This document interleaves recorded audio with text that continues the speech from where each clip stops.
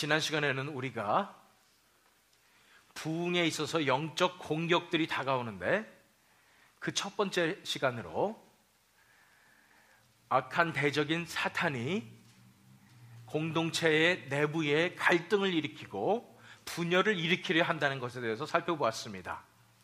그것에 대해서 우리 교회의 순수성을 지키고 하나됨을 지켜야 된다, 그것을 위해서 기도하자, 이런 부분에 대해서 살펴보았습니다. 이제 말씀드린 대로 이 시간에는 외부로부터 오는 공격에 대해서 살펴보도록 하겠습니다. 부흥의 때에는 이러한 외부로부터 오는 공격이 많기 마련입니다. 왜냐하면 처음부터 끝까지 하나님의 역사가 일어나야 되는데 우리의 대적 사탄도 그것을 방해하려고 하기 때문입니다. 물론 부흥이 이루어지기 전까지도 부흥을 위해서 기도하는 사람들을 방해합니다. 그러나 부흥이 이루어지고 있는 순간에도, 또는 부흥이 일어난 후에도 이런 공격들이 다가오게 됩니다. 왜 그러냐면은 우리가 알아야 될 것은 이 부흥이 정말로 특별한 역사임을 알아야 되기 때문입니다. 많은 분들은 이 부흥이 그냥 우리가 매일 예배 드리듯이, 매주일 예배 드리듯이 그냥 하나님이 임재하시는 거, 이 정도로 생각하시는데 그것이 아니라 정말로 하나님의 특별한 역사가 있는 것이 부흥이기 때문입니다. 그냥 ordiнаry한 일이 아니라 extraordinary한 일입니다. 굉장히 특별한 역사가 일어나기 때문에 우리 평상시에 신앙생활하는 거하고 전혀 다른 모양새가 나오는 것입니다. 왜냐하면 이 자리에 진짜 하나님이 임재하신다고 생각해 보십시오. 하나님이 정말 이 자리에 계신다고 생각해 보십시오.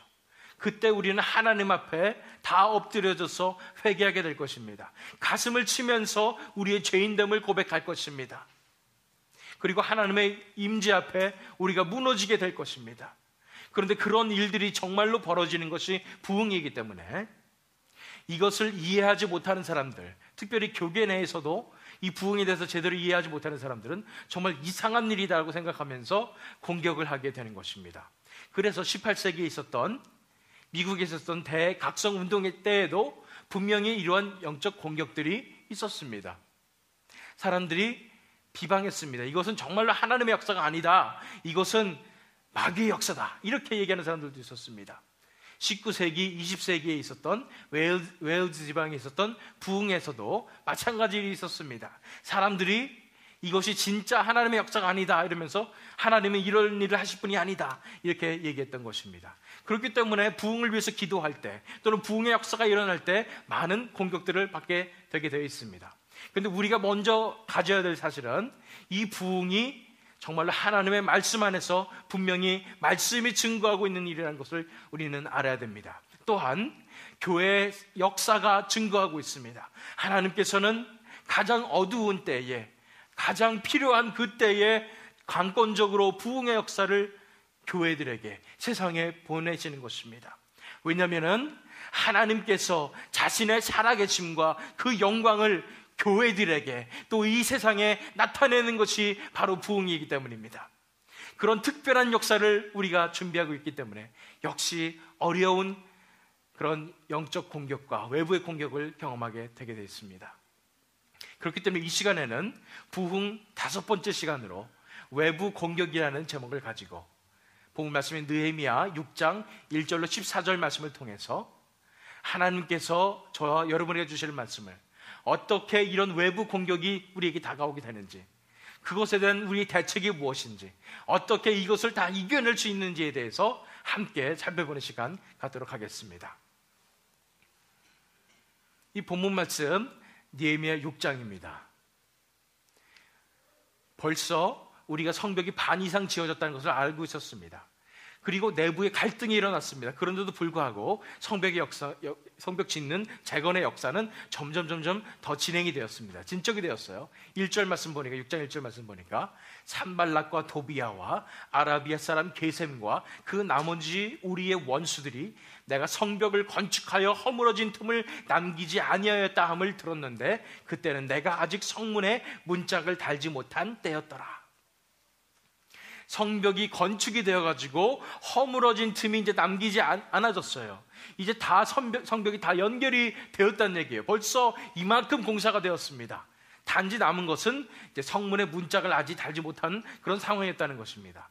이 상황을 보고서 대적인 산발락과 도비아와 아라비아 사람 게셈이 이제 큰일 났구나, 이제 성벽이 완성되기 직전이구나, 마지막 최후의 방법을 써야지 하는 상황이 되었던 것입니다. 마지막 영적 공격이, 마지막 외부로부터의 공격이 시작되는 것입니다. 그 공격의 목표가 누구였는지 아십니까? 느헤미야였습니다. 느헤미야를 암살하려고 마지막으로 계획하게 된 것입니다. 이것을 보면서 우리가 부흥을 방해하는 외부 세력의 모략 3가지에 대해서 살펴봅니다. 또한 그것에 대한 느헤미야의 대책 3가지에 대해서도 우리가 살펴보겠습니다. 어떻게 부흥을 방해하는 외부 세력이 모략을 하게 되는가, 어떠한 모략들을 하게 되는가, 그것에 대해서 느헤미야는 어떻게 대책을 세웠고 어떻게 방비했느냐, 이것에 대해서 먼저 살펴보도록 하겠습니다. 모략 첫 번째는 무엇이었냐면 2절 말씀 보시면, 산발락과 게셈이 내게 사람을 보내어 이르기를, 오라 우리가 오노 평지 한촌에서 서로 만나자 하니 실상은 나를 해하고자 함이었더라, 이렇게 말씀하십니다. 산발락은 여러분 제가 말씀드렸듯이 사마리아를 다스렸던 그런 총독 같은 그런 지도자였습니다. 게셈은 아라비아 지방을 다스렸던 그런 지도자 중에 한 명이었습니다. 그런데 결국 그 지역의 실권을 가지고 있었던 산발락과 게셈이 이제 느헤미야한테 연락을 해서, 그러면 우리가 이제 정상회담을 가집시다, 이 지역을 어떻게 다스릴 것인지 한번 만나서 회의해 봅시다, 이렇게 얘기한 거예요. 그런데 어디서 만나냐면 오노 평지 한촌에서 만나자고 그랬습니다. 따져보면 어디냐면은 이스라엘의 영토 바로 벗어나는 그런 중간적인 그런 지대에서 만나자고 한 것입니다. 그런데 겉으로 보기에는 이렇게 정상회담을 합시다, 만나서 얘기합시다, 이렇게 얘기하는 것 같았지만은 사실은 뭐예요? 실상은 이 느헤미야를 암살하려고 했던 것이었습니다. 모략의 그 첫 번째는 뭐냐면 바로 함정입니다. 함정을 파는 것입니다. 함정이 어떤 거예요? 미끼를 던집니다. 그래서 겉으로 보기에는 이런 일 같은데 그 일을 그냥 가담하게 되었을 때 함정에 툭 빠지게 돼서 결국은 파멸하게 되는 것, 이것이 바로 함정입니다. 이 느헤미야 시대의 케이스를 보아서도 알겠지만은 함정이 사실은 처음에 보기에는 첫 번째 가져주는 것은 굉장히 겉으로 보기에 괜찮은 일 같습니다. 다 된 것 같습니다. 왜냐하면 생각해 보세요. 정상회담을 하자고 그랬는데 겉으로 보기에는 그 모양새가 굉장히 좋게 느껴지는 것입니다. 뿐 아니라 우리 사람의 욕망을 조금씩 자극합니다. 어떤 욕망일까요? 그전에는 아예 느헤미야를 인정하지도 않았는데 이제는 지도자를 인정을 하겠다는 것입니다. 동등하게 우리가 한번 다스려보자, 이 지역을 한번 해보자, 이런 얘기를 하는 겁니다. 한마디로 인정을 조금 해주는 것입니다. 그러니까 우리가 정상끼리 한번 모여서 얘기해보자 그랬을 때 느헤미야가 솔깃하게 돼서 거기에 빠지면은 거기서 암살을 당하게 된다. 이것이 바로 이런 함정이었던 것입니다.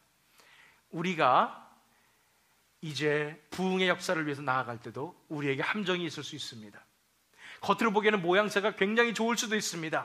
그리고 이 정도는 괜찮지 않을까, 이런 생각을 하는 그런 함정들을 우리 대적은 마련하는 것입니다.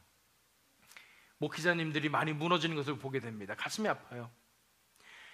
명예욕이랄지 물질욕이라든지 이런 권력욕이랄지 아니면 여자 문제라든지 뭐 이런 것들로 목회자님들이 많이 무너집니다.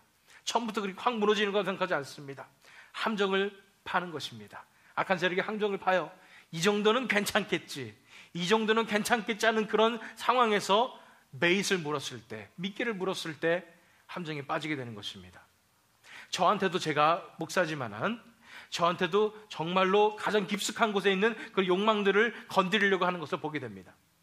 제 욕망은 무엇이었을까요? 나도 좀 더 영향력 있는 설교자가 되고 싶다, 조금 더 내 설교가 더 인기 있었으면 좋겠다, 이런 생각이 제 속 깊은 곳에서 있지 않겠습니까? 그렇기 때문에 그것을 사탄이 공격하는 것을 보게 됩니다.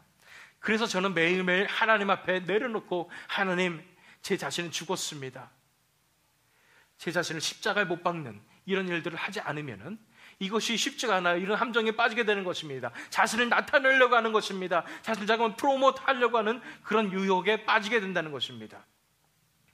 우리가 함정에 넘어가는 이유가 있습니다. 왜냐하면 우리 자신을 욕망을 건드리기 때문입니다. 우리가 사역하면서도, 교회에서 열심히 일하면서도 다른 사람이 은근히 알아줬으면 좋지 않겠는지 우리 자신을 돌아보기 원합니다.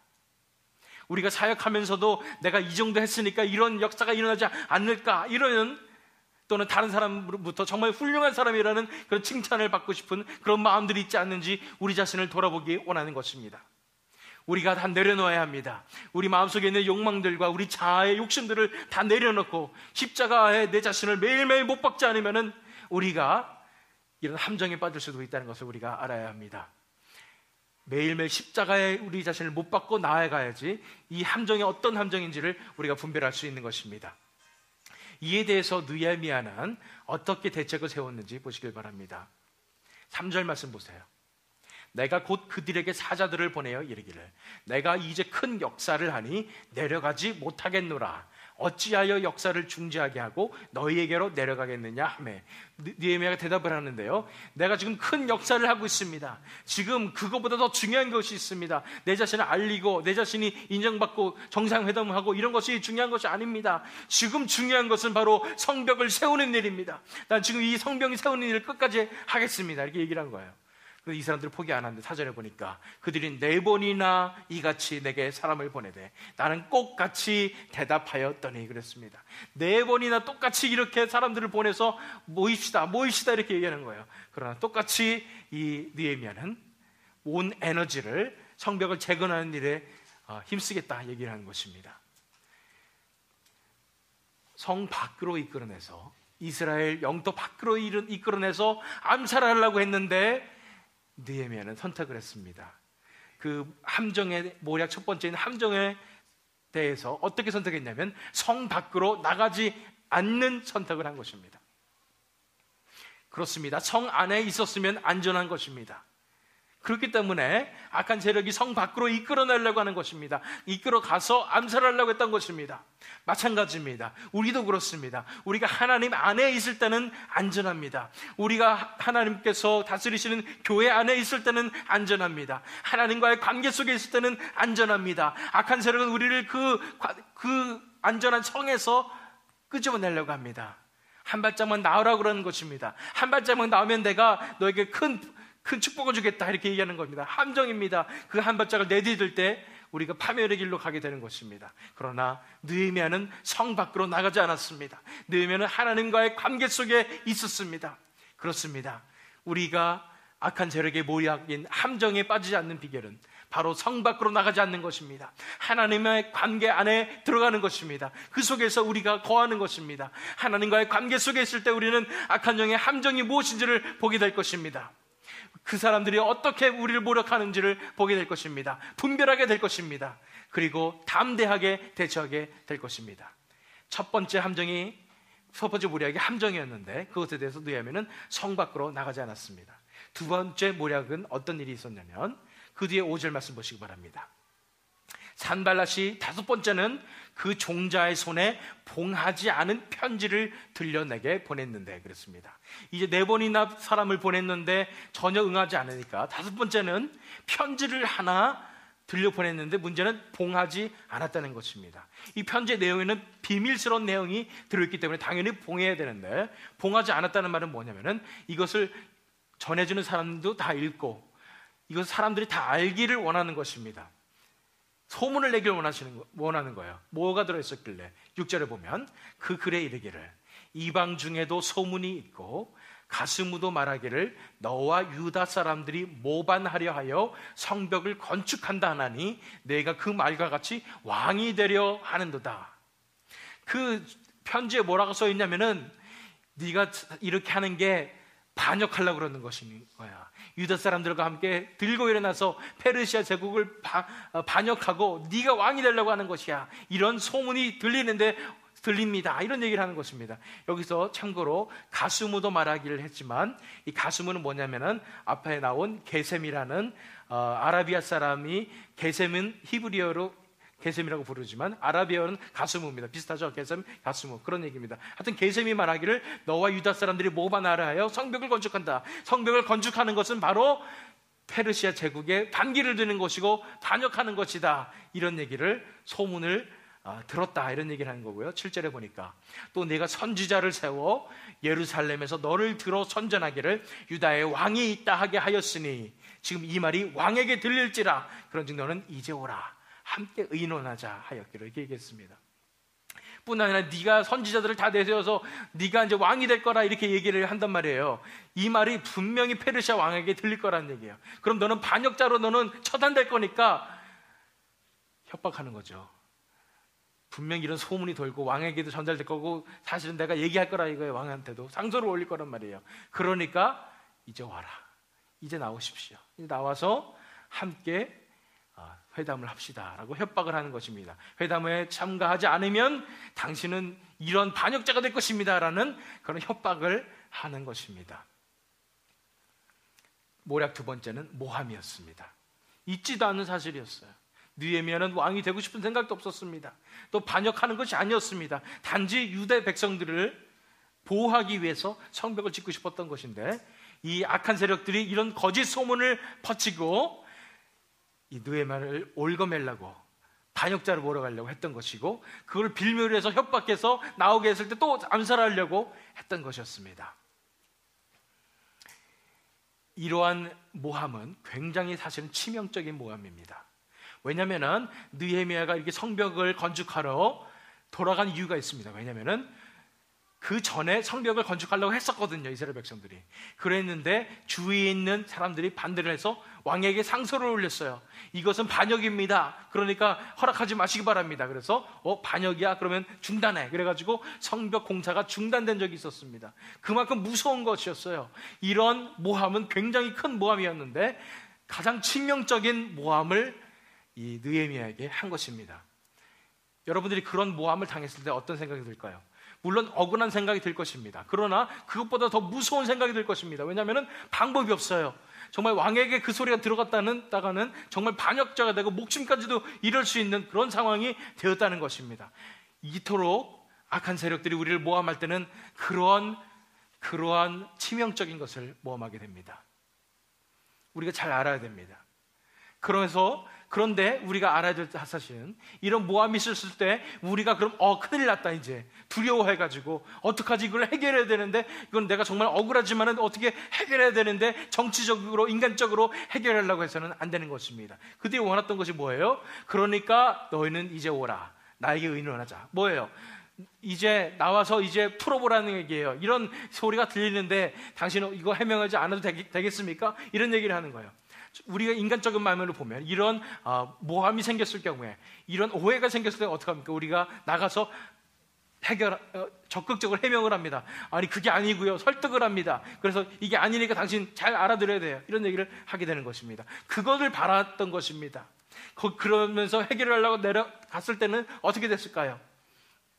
느헤미야가 죽었을 것입니다. 우리가 모함을 당할 때, 억울함을 당할 때, 오해를 받을 때에 이때 우리가 명심해야 될 사실은 우리가 인간적으로 정치적으로 해결하려고 해서는 안 되는 것입니다. 느헤미야는 어떻게 해결했습니까? 8절 말씀 보세요. 내가 사람을 보내어 그에게 이르기를 내가 말한 바 이런 일은 없는 일이요 내 마음에서 지어낸 것이라 하였나니. 단순히 그냥 편지를 보냈어요. 내가 말한 바 이런 일은 없는 일이요 당당하다는 얘기예요. 내 마음에서 지어낸 것이다 이렇게 얘기를 하고 9절에 보니까 이는 그들이 다 우리를 두렵게 하고자 하여 말하기를 그들의 손이 피곤하여 역사를 중지하고 이루지 못하리라 함이라. 내가 내 손을 힘있게 하옵소서 하였노라. 이제 내 손을 힘있게 하옵소서라고 하나님 앞에 맡기는 겁니다. 다시 말해서 뭐냐면은 이 모든 이 사람들의 모략과 이런 모함을 다 간파를 하고 이제는 우리를 두렵게 하기 위해서 이렇게 됐기 때문에 이제 하나님 앞에 맡기는 것입니다. 하나님께서 해결해 주십시오. 이제 내 손을 힘있게 하여 주시옵소서. 하나님께서 해결해 주십시오. 이렇게 맡겼던 것입니다. 이런 두 번째 모략인 모함에 대해서 느헤미야는 하나님께 전적으로 맡김으로써 해결을 했습니다. 우리 스스로 인간적인 방법으로 해결하려고 하지 않고 정치적인 방법으로 해결하려고 하지 않고 얼마나 무섭습니까? 이런 협박이 오는데요. 이런 때에 전적으로 하나님께 맡기는 것입니다. 하나님께서 해결해 주실 거라는 믿음을 가지고, 하나님께서 지켜주실 것이라는 믿음을 가지고 맡기는 것입니다. 이렇게 믿음을 가지고 맡겼을 때 담대할 수 있습니다. 왜냐하면 하나님께서 해주실 것이기 때문입니다. 이것도 통하지 않으니까 세 번째 모략을 하게 됩니다. 그것이 무엇인지 10절 말씀 보시기 바랍니다. 이후에 무헤다벨의 손자 들라야의 아들 스마야가 두문불출을 하기로, 내가 그 집에 가니 그가 이르기를 그들이 너를 죽이러 올 터이니 우리가 하나님의 전으로 가서 외소 안에 머물고 그 문을 닫자. 저들이 반드시 밤에 와서 너를 죽이리라 하기로. 스마야라는 사람이 있었습니다. 자세히 나오진 않지만은 분명히 존경받는 그런 선지자, 예언자 중에 한 명이라고 생각되어집니다. 그러니까 스마야가 밖에 나오지도 않고 두문불출했다 그랬죠. 나오지도 않고 굉장히 괴로운 그런 표정을 하고 있으니까 느헤미야가 찾아간 것입니다. 그랬더니 예언을 하는 것입니다. 그들이 너를 죽이러 올 것, 그들이 당신을 죽이러 올 것입니다. 그러니까 당신이 살 수 있는 길은 한 가지밖에 없습니다. 당장 성전으로 들어가서 성소 안에 들어가란 말입니다. 외소란 말은 지성소 그 밖에 있는 것을 얘기합니다. 그러니까 제사장들만이 들어갈 수 있는 그 성전, 성소를 얘기하는 겁니다. 그 안에 머물고 그 문을 닫길 바랍니다. 그 문을 닫으면은 그 사람들 이 성소까지는 들어올 수가 없으니까요. 여러분, 그 느헤미야 총독님 목숨을 살릴 수 있을 것입니다. 그렇지 않으면 밤에 와서 당신을 암살하려고 할 것입니다. 이런 예언을 하게 된 것입니다. 이런 예언을 들었을 때 느헤미야는 마음이 흔들렸을까요? 조금이라도 흔들렸을 것입니다. 왜냐하면 존경받는 듯한 그런 선지자가 이런 예언을 했기 때문입니다. 그런데 세 번째는 바로 이런 거짓 예언입니다. 모략의 세 번째가 바로 이런 거짓 예언이에요. 두렵게 하기 위해서 이런 예언을, 거짓 예언을 하게 되는 것입니다. 성전에 들어가는 것이 결국 이 사람들이 바라는 것은 뭐였냐면 느헤미야가 그 성소에 들어가는 것입니다. 느헤미야는 성소에 들어갈 자격이 없었어요. 제사장들만 그 성소에 들어갈 수 있는데, 성소에 들어간다는 얘기는 율법을 범한다는 얘기가 돼서 백성들의 반발을 불러오게 되고 리더십의 실추를 불러오게 되는 그런 엄청난 죄악을 저지르게 되는 것입니다. 그렇게 해서 목숨이라도 구해야 됩니다 이렇게 얘기한 것이었어요. 이런 거짓 예언을 보게 될 때 우리 교회에도, 우리가 부흥을 위해서 기도하게 될 때도 이런 일들이 발생하지 않을까라는 생각이 듭니다. 특별히 부흥의 때에는 이 부흥이 하나님께서부터 온 것이 아닙니다 하면서 온갖 방해가 들어올지도 모르겠습니다. 가슴 아픈 일이고 안타까운 일이지만 교계에서도 이런 방해가 올 수가 있습니다. 우리가 하는 일이 잘못된 것이다, 또는 이것은 이상한 일이다, 이렇게 방해할 수도 있을 것입니다. 어떻게 우리가 분별할 수 있겠습니까? 어떻게 우리가 맞다고 얘기할 수가 있겠습니까? 우리는 말씀 안에서 확신을 해야 됩니다. 우리가 가는 길이 정말로 하나님께서 주신 길이라는 말씀 안에서 확신을 하지 않으면 이런 온갖 거짓 예언들이 난무할 때 우리는 흔들릴 수밖에 없는 것임을 우리는 알아야 합니다. 말씀 안에서 확신해야 됩니다. 그래서 느헤미야는 어떻게 했는지 보시기 바랍니다. 11절 보세요. 내가 이르기를 나 같은 자가 어찌 도망하며 나 같은 몸이면 누가 외소에 들어가서 생명을 보존하겠느냐, 나는 들어가지 않겠노라 하고. 사실 보면은요, 느헤미야는 이 사람들의 이런 모략을 깨닫기도 전에 사실은 바로 본능적으로 대답하는 거예요. 내가 이르기를 나 같은 자가 어찌 도망하며, 첫 번째는 지도자예요. 이스라엘 지도자가 어찌 도망하는 모습을 보이겠느냐는 거예요. 아무리 위협한다고 그랬지 내가 내 목숨을 다 내놓고 나가야지 내가 어떻게 한 목숨 건지겠다고 숨겠느냐 이 말이에요. 두 번째는 나 같은 몸이면 누가 외소에 들어가서 생명을 보존하겠느냐. 다시 말하면은 이 성소에 들어갈 수 있는 사람은 제사장들 뿐인데 내가 어떻게 감히 하나님의 말씀을 어기고 율법을 어기고 내가 생명을 보존하겠느냐 이런 말이에요. 나는 하나님의 말씀을 지키겠노라, 나는 하나님의 말씀을 어기지 않겠노라, 이렇게 선포를 하게 된 것입니다. 느헤미야의 대책이 뭐였냐면, 세 번째 대책은 하나님의 말씀을 우선시했다는 것입니다. 이 사람이 어떤 예언을 하던 간에 하나님의 말씀에 비춰보고 하나님의 말씀에 내가 순종하겠다고 다짐했다는 것입니다. 그렇습니다. 거짓 예언의 특징이 무엇입니까? 하나님의 말씀 안에서 바르지 않다는 것입니다. 하나님의 말씀을 타협하게 한다는 것입니다. 그러나 우리가 하나님의 말씀을 우선시하게 될 때, 하나님의 말씀에 순종하는 것에 우선시하게 될 때에 우리는 거짓 예언을 분별할 수 있게 되고, 그 속에서 우리 말씀 안에서 우리가 확신을 얻게 되는 것입니다. 많은 사람들이 예언한다 그러고 하나님의 음성을 들었다고 얘기합니다. 어떻게 우리가 분별합니까? 우리가 하나님과의 관계 속에서 하나님의 말씀 안에서 확신을 얻게 될 때에, 하나님의 말씀으로 분별하게 될 때, 우리는 하나님의 말씀에 순종하는 것을 우선시하게 될 때에 우리가 이것들을 모두 분별할 수 있음을 믿습니다. 이렇게 외부 세력들이 함정을 파고 모함을 해서 암살을 하려고 하고, 거짓 예언을 해서 암살도 하고, 또 명예를 실추하려고 하고, 이런 시도들을 다 했지만 느헤미야는 성 밖으로 나가지도 않고 하나님과의 관계 속에 머물러 있고, 하나님께 전적으로 맡기고 자기 힘으로 해결하려고 하지 않고, 또 하나님의 말씀을 우선시함으로 이 모든 것들을 다 이겨낸 것입니다. 그렇다면은 이것을 통해서 우리가, 그러면 이제 외부 세력이 우리에게 공격을 해올 때 외부로부터의 공격을 이겨내는, 그럼 실질적으로 어떻게 우리가 이런 것들을 이겨낼 수 있는지에 대해서 외부로부터의 공격을 이겨내는 세 가지 단계라는 것으로 하나하나 살펴보도록 하겠습니다. 우리 공동체에, 우리 개인에게 외부로부터 이 공격이 나올 때 우리가 어떻게 이겨낼 수 있을까요? 그 첫 번째를 보기 위해서 12절 말씀을 보시기 바랍니다. 깨달은 즉 그는 하나님께서 보내신 바가 아니라 도비야와 산발렛에게 뇌물을 받고 내게 이런 예언을 함이라 그랬습니다. 이제 깨달은 거예요. 그 뒤에 그냥 하나님의 말씀을 순종하겠습니다, 나는 하나님의 말씀 어기는 일은 절대로 하지 않겠습니다, 이렇게 얘기한 다음에 깨달은 거예요. 깨달은 즉, 이 예언은 하나님께서 주신 것이 아니구나. 이 예언자란 사람이 도비야와 산발렛에게 뇌물을 받고 나한테 이런 예언을 했구나 하는 것을 깨달은 것입니다. 뭐예요? 하나님께서 깨달음을 주시는 것을 믿으시기 바랍니다. 하나님께서 주신 그 깨달음으로, 하나님께서 주신 그 지혜로서 이것을 분별해 냈다는 것입니다. 단지 이것뿐 아니라 그 전에 함정, 모함, 이런 모든 것들도 다 분별을 해냈습니다. 느헤미야가 어떻게 분별할 수 있었을까요? 그것은 바로 하나님께서 주시는 참 지혜로 분별했기 때문입니다. 외부로부터 공격을 이겨내는 세 가지 단계 중에 첫 번째 단계는 이것이에요. 하나님께서 주시는 참 지혜로 분별하십시오. 하나님께서만 주시는 참 지혜로 분별하시기를 바랍니다.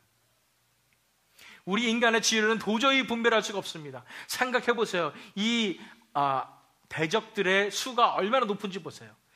이 사람이 거절할 수 없을 것이다. 그렇기 때문에 처음엔 칭찬을 해줘가지고 우리가 함께 모입시다 이렇게 얘기했는데 거절하니까 협박을 해가지고 이 수가 얼마나 높은지를 보시기 바랍니다. 또 거짓 예언자를 내세워서 하는 이 수가 얼마나 높은지를 보시기 바랍니다. 저 같으면은 이 인간적인 방법으로 봤을 때는, 인간적인 지혜로 봤을 때는 제 지혜가 부족하기 때문에 넘어갔을 것입니다. 저는 정치 구단도 아니고 저는 어떻게 이러한 것을 분별해낼 수 있는 힘이 저한테는 없습니다. 그런데 저는 자신 있습니다. 이것이 영적인 공격일 경우에 저는 분별할 수 있습니다. 왜요? 제가 하나님과 함께 있기 때문입니다. 하나님의 임재 가운데 살기 때문입니다. 무슨 말이냐면, 하나님께서 저와 함께 계시면은 저는 이것을 분별해낼 수 있는 그런 담대함이 생긴다는 것입니다. 하나님께서 저에게 지혜를 주실 때 그 지혜로서 제가 분별할 수 있다는 것입니다. 제 인간의 지혜는 그렇게 지혜롭지 못합니다. 수가 높지도 못합니다. 그러나 인간의 지혜가 아무리 높아도, 그 수가 아무리 높아도 우리 인간은 미래를 알 수 없습니다. 그러나 하나님께서는 그 어떤 변수라도 다 컨트롤하실 수 있는 분이심을 믿으시기 바랍니다. 우리가 인간의 지혜로 하지 않고 하나님의 지혜로 맡길 때, 하나님께서 주시는 그 지혜로 맡겨드릴 때에 하나님께서 우리에게 지혜를 주실 때 그 지혜로 우리가 분별할 수 있다는 것입니다. 그래서 우리가 용기가 생깁니다. 우리 인간의 지혜로는 이런 모략들과 모함들을 다 어떻게 할 수가 없어요. 그런데 하나님께서 나에게 지혜를 주실 때에, 하나님께서 나와 함께 계실 때에, 하나님과의 관계 속에, 친밀한 관계 속에 있을 때에 하나님께서 주신 그 지혜로 우리가 분별할 수 있게 될 것입니다. 하나님의 마음을 받아서 우리가 분별할 수 있다는 것입니다. 느헤미야는 이 생활이 굉장히 자연스러운 생활이었어요. 하나님과 함께하는 생활, 하나님께 물어보는 생활, 하나님과 동행하는 생활. 우리 잘 아시는 말씀이에요. 몇 번 살펴봤죠. 느헤미야서 2장 4절. 왕이 내게 이르시되 그러면 내가 무엇을 원하느냐 하시기로 내가 곧 하늘의 하나님께 묵도하고 어떤 상황에서도 하나님께 물어봤습니다. 하나님의 지혜를 구했습니다. 하나님 알려주시옵소서. 이 상황이 어떤 상황입니까? 하나님 앞에 맡겼을 때에 하나님께서 그 지혜로서 분별하게 해주시는 것입니다. 그러므로 외부로부터 공격을 이겨내는 세 가지 단계, 첫 번째 단계는 우리가 분별해야 되는데 뭘로 분별한다고요? 하나님께서 주시는 참 지혜로 분별하십시오. 내 인간의 지혜로 어떻게 이것은 무슨 공격일까? 이런 생각하지 마시고 하나님과의 관계 속에서, 하나님과의 친밀한 관계 속에서 하나님의 지혜를 받아서 하나님께서 주시는 참 지혜로 우리가 분별해야 된다는 것입니다. 두 번째는 13절 말씀 보시기 바랍니다. 그들이 뇌물을 준 까닭은 나를 두렵게 하고 이렇게 함으로 범죄하게 하고 악한 말을 지어 나를 비방하려 함이었었느니라. 14절에 내 하나님이여 도비야와 산발락과 여선지 노아대와 그 남은 선지자들 곧 나를 두렵게 하고자 한 자들의 소행을 기억하옵소서 하였노라. 두렵게 하고 13절에 그랬죠. 나를 두렵게 하고 14절에 나를 두렵게 하고자 한 자들 이렇게 얘기합니다. 결국은 이 대적들의 목적은 바로 이것이었습니다. 느헤미야를 두렵게 하기 위해서 그랬습니다. 유대 백성들을 두렵게 하기 위해서 그랬습니다. 그렇습니다. 이 부흥의 역사를 위해서 기도하게 될 때에, 성벽 재건축을 위해서 기도하게 될 때에, 열심히 일하게 될 때에 가장 큰 그런 우리가 가져야 되는 가장 큰 위험이 뭐냐면 바로 두려움이라는 것입니다. 두려움이 굉장히 가장 큰 위협이 된다는 것입니다. 그렇기 때문에 우리를 두렵게 하기 위해서 대적들은 우리를 공격하게 되는 것입니다. 그러므로 외부로부터 공격을 이겨내는 세 가지 단계 중에 두 번째는 바로 이것입니다. 하나님을 믿음으로 두려워하지 말고 담대하십시오. 하나님을 믿음으로 두려워 말고 담대하십시오라는 것입니다. 두려울 수밖에 없어요. 이렇게 수가 높은 대적들이 암살을 하려고 하고 이렇게 공격을 하게 되면 우리는 두려워할 수밖에 없습니다. 우리의 상황들을 바로 보게 될 때 우리 힘으로 어떻게 할 수가 없어요. 우리 힘도 약한 사람들이라는 생각이 듭니다. 너무나 덜덜 떨고 두려워하게 되는 것입니다. 그 순간에 우리가 담대할 수 있는 그 비결은 한 가지밖에 없습니다. 뭐냐면 하나님을 믿는 것입니다. 하나님께서 이기실 것이라는 믿음입니다. 사도행전 5장 28절로 29절 말씀을 읽어보시면 초대교회 성도들이 그 이스라엘 커뮤니티를 다스리는 그런 사람들, 지도자들로부터 협박을 받았습니다. 이르되 우리가 이 이름으로 사람을 가르치지 말라고 엄금하였으되 이렇게 얘기하는 것입니다. 절대 예수님의 이름을 말하지 말라고 이 사람들을 협박하는 것입니다. 초대교회 성도들을. 그런데도 불구하고 초대교회 성도들은 끝까지 담대했습니다. 보세요. 너희가 너희 가르침을 예루살렘에 가득하게 하니 이 사람의 피를 우리에게로 돌리고자 함이로다. 베드로와 사도들이 대답하여 이르되 사람보다 하나님께 순종하는 것이 마땅하니라. 이런 두려움이 다가오게 될 때, 위협이 다가오게 될 때 초대교회 성도들은 담대했습니다. 왜요? 우리가 어떻게 인간의 말을 듣겠습니까? 어떻게 우리가 인간을 두려워하겠습니까? 우리는 하나님 말씀을 듣습니다. 하나님께만 순종합니다. 우리가 두려워하는 한 분은 하나님입니다.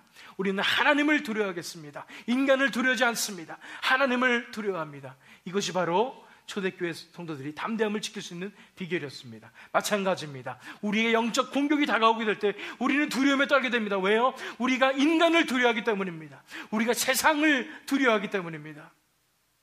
그런데 그러지 말고 우리가 두려워할 분은 한 분입니다. 하나님을 두려워해야 됩니다. 하나님을 그 위대하신 능력을 우리가 두려워해야 됩니다. 하나님을 경외해야 하는 것입니다. 우리가 진정으로 하나님을 두려워하게 될 때 우리에게 오는 모든 공격들은 두렵지 않을 것입니다.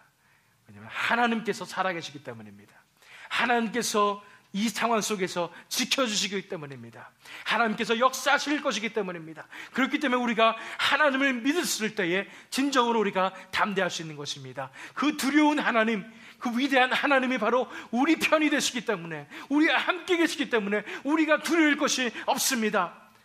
여러분, 성도 여러분, 저와 여러분, 이제 인간을 두려워하지 맙시다. 세상을 두려워하지 맙시다. 하나님 한 분만 두려워합시다. 우리가 하나님 한 분만 두려워하게 될 때에 담대하게 이런 모든 영적 공격들로부터 이겨내게 될 것일 줄 믿습니다. 세 번째는 14절 말씀 보시기 바랍니다. 내 하나님이여, 도비아와 산발락과 여선지 노아디아와 그 남은 선지자들 곧 나를 두렵게 하고자 한 자들의 소행을 기억하옵소서 하노라. 아주 아름다운 그런 기도문 같이 이렇게 사실 포장이 돼서 그렇지 자세히 보시면은 결국은 하나님한테 이르는 겁니다. 어린아이가 엄마한테 이르듯이 하나님한테 고발하는 것입니다. 하나님, 쟤네들 보세요. 쟤네들 좀 혼내주세요. 이렇게 얘기하는 것입니다. 그렇습니다. 이러한 모함, 모략, 함정, 거짓 예언 이런 것으로 영적 공격이 올 때, 외부로부터 공격이 올 때 우리가 기억해야 될 것은 우리의 힘으로 하려고 하지 말고, 우리의 힘으로 대적하려고 하지 말고 하나님께 맡기라는 것입니다. 세 번째는 하나님께서 대신 갚아주실 것을 의지하십시오라는 것입니다. 하나님께서 대신 갚아주실 것을 의지하라는 것입니다. 우리를 억울하게 할 것입니다. 우리를 모함할 것입니다. 가슴이 터질 것입니다. 제가 목회자가 되어서 훈련받는 과정에서 하나님께서 저를 훈련하시는 과정을 보면서 목회자로 훈련받는 과정은 억울함을 견디는 과정이구나. 내가 억울해도 한마디도 안 하는 그 훈련을 하는 과정이구나 하는 것을 배웠습니다. 그만큼 영적인 지도자가 되고 영적인 길을 가는 것은 이러한 많은 모함과 오해와 억울함을 견뎌야 되는 그런 길인 것입니다. 그때 제가 기억하는 것은 이것입니다. 하나님 보고 계시지요? 제 억울함 보고 계시지요? 하나님께서 갚아주시옵소서. 하나님께서 해주시옵소서. 저는 제가 하지 않겠습니다. 제가 할 수도 없습니다. 그런데 하나님께서 대신 갚아주십시오 할 때 하나님께서 저의 억울함을 풀어주셨습니다. 정말로 기적적으로 하나님께서 역사해 주세요. 저를 모함했던 그 사람들이 잘 될 것 같습니까? 악인들을 가만 놔두시면 그것이 하나님이십니까? 그렇지 않습니다. 하나님은 공의의 하나님이십니다. 하나님이 분명히 하나님의 손으로, 그 능력의 손으로 그들을 치시는 것입니다. 제가 우리 아이들을 예전엔 제가 전혀 회초리를 안 들었는데 도저히 안 되겠다 싶은 생각이 듭니다. 그래서 제가 성경적인 방법으로 내가 정말로 아이들을 훈육해야 되는구나 그러면서 회초리를 한 대씩 이렇게 때리는데, 제가 그때 얘기합니다. 이한이랑 소희에게, 너 지금 아빠한테 회초리 한 대 맞을래? 아니면 나중에 하나님한테 맞을래? 이렇게 얘기합니다. 그러면은 이한이랑 소희는 잘 알고 있습니다. 하나님한테 맞으면 정말 아프다는 걸 알기 때문에 이한이랑 소희는 그냥 아빠한테 맞을래요. 그래요. 저는 때리면서 이렇게 얘기합니다. I'm helping you. 나는 도와주는 거야. 하나님한테 안 맞도록 너네가 빨리 정신 차리도록 내가 도와주는 거야. 이러면서 아빠의 이 사랑이 얼마나 큰지 알겠니? 이러면서 제가 회초리를 때리게 되는 것입니다. 어린아이들도 압니다. 하나님한테 맞으면 굉장히 아픕니다. 우리가 왜 복수하려고 하세요? 우리가 아무리 크게 복수한다고 해도 그것이 하나님께서 갚아주시는 것과 전혀 비교할 바가 못 됩니다. 진정으로 복수하고 싶은 생각이 드세요? 하나님한테 아뢰십시오. 하나님 보이시지요? 제 억울함 보이시지요? 이 모함 보이시지요? 하나님께서 갚아주십시오. 이렇게 얘기하시기 바랍니다. 그럴 때 하나님께서 분명히 우리의 억울함을 갚아주실 것입니다. 물론 우리가 그런 미운 마음을 가지고 용서하지 못하는 마음을 가지면 안 됩니다. 물론 안 됩니다. 우리가 먼저 하나님 앞에 그 사람들에게 용서를 할 수 있는 그런 마음을 구해야 됩니다. 그러나 그 전에 먼저 우리의 마음이 불타오르더라도 절대 우리 힘으로 해결하려고 하지 마십시오. 하나님께서 대신 갚아주실 것을 의지하시기 바랍니다. 분명히 하나님께서는 갚아주실 것입니다.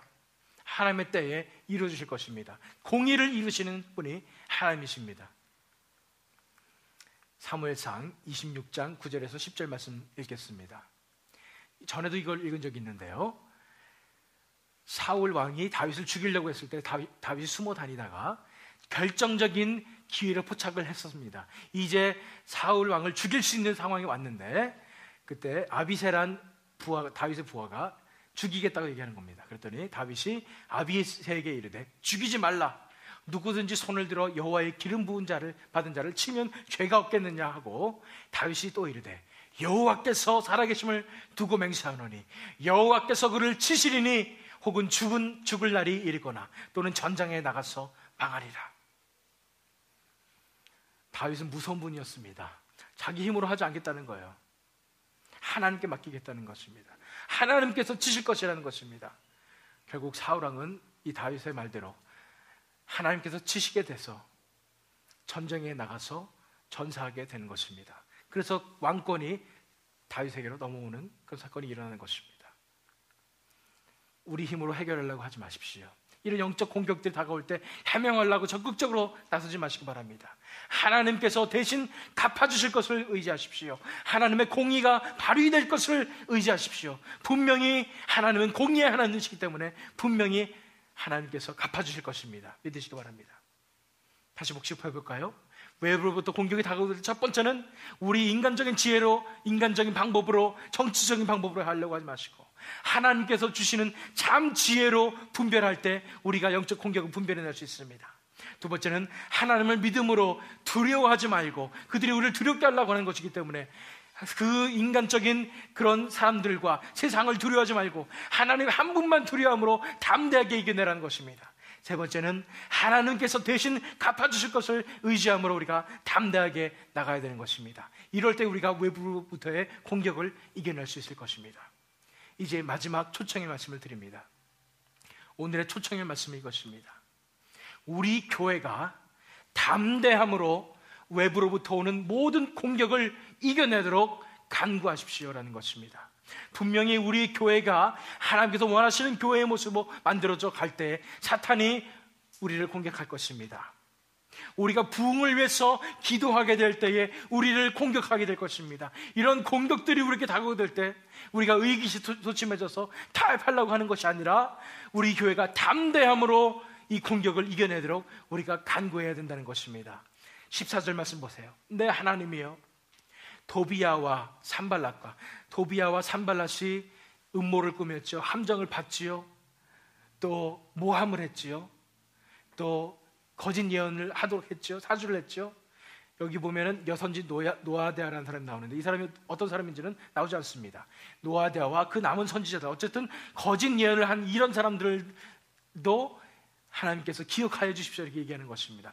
이런 엄청난 쓰나미 같은 공격들이, 영적 공격들이 다 다가오게 될 때에 이것들을 담대함으로 하나님 말씀 안에 곧바로 섬으로, 올바로 섬으로 담대하게 이겨내야 된다는 것입니다. 그렇습니다. 우리 교회가 어떤 공격을 받을지 모르겠습니다. 그러나 벌써 하나님께서 우리를 지켜주고 계심을 믿습니다. 그러나 그 어떤 공격이 다가올지라도 우리 교회가 담대함으로 이겨낼 수 있도록, 하나님 말씀 안에서 담대함으로 이겨낼 수 있도록, 결코 타협하지 않도록, 결코 우리 자신을 지키려고 노력하지 않도록 기도하시길 바랍니다. 하나님께서 주시는 담대함만이 이런 공격으로부터 우리 자신을 지키며 부흥의 역사를 이루며 이 하나님의 교회를, 하나님의 나라의 교회를 만들어내는, 이뤄내는 그런 비결임을 우리가 알아야 되는 것입니다. 사도행전 4장 29절로 31절 말씀입니다. 초대교회 성도들이에요. 주여, 이제도 그들의 위협함을 구워보시옵고 또 종들로 하여금 담대히 하나님의 말씀을 전하게 하여 주시오며. 어떤 위협함이었어요? 절대 예수 그리스도의 이름으로 복음을 전하지 말라라는 위협이었습니다. 이 위협을 듣지 않았을 경우 이들이 죽임을 당할 수도 있는 상황이었습니다. 그러나 이들은 타협하지 않습니다. 담대히 하나님의 말씀을 전하게 하여 주시오며 손을 내밀어 병을 낫게 하시옵고 표적과 기사가 거룩한 종 예수의 이름으로 이루어지게 하옵소서 하더라. 100일 다음에 모인 곳이 진동하더니 무리가 다 성령이 충만하여 뭘 했다고요? 담대히 하나님의 말씀을 전하니라. 이 교회가 이 담대히 하나님의 말씀을 전하는 이 역할을 감당하도록 우리가 기도해야 하는 것입니다. 부흥의 역사는 꼭 필요합니다. 이 지역에 꼭 필요합니다. 부흥의 역사는 이 교회에 꼭 일어나야 되는 것입니다. 하나님의 강권적인 임재하심의 역사가 일어나야 합니다. 하나님께서 살아계심을 우리에게 보여주시는 그 역사가 우리에게 꼭 필요합니다. 그렇기 때문에 우리가 이 부흥의 비전을 가지고 나아가게 될 때, 우리가 그 어떤 공격이라도, 우리를 흔들어 놓으려고 하는 공격에도, 우리를 두렵게 하는 어떤 공격에도 우리가 담대함으로 이겨낼 수 있도록 우리가 간구하셔야 되는 것입니다. 이 시간에 우리가 다 함께 기도하게 될 때에 우리 교회를 위해서, 우리 개개인, 우리 지도자들, 우리 한 사람 한 사람을 위해서 기도하기 원합니다. 이런 모든 영적 공격에서 우리가 타협하지 않도록 인도하여 주시옵소서. 말씀을 담대히 선포하게 하여 주시옵소서. 담대함으로 이겨내게 하여 주시옵소서. 하나님만을 두려워하게 하여 주시옵소서. 그래서 그 부흥의 역사를 지켜내게 하여 주시고, 그 부흥의 역사가 우리 이 땅에 이루어지게 하여 주시옵소서. 이 교회에 이루어지게 하여 주시옵소서. 다 같이 한 목소리로 하나님 앞에 부르짖으며 간절히 기도하겠습니다. 기도하시겠습니다.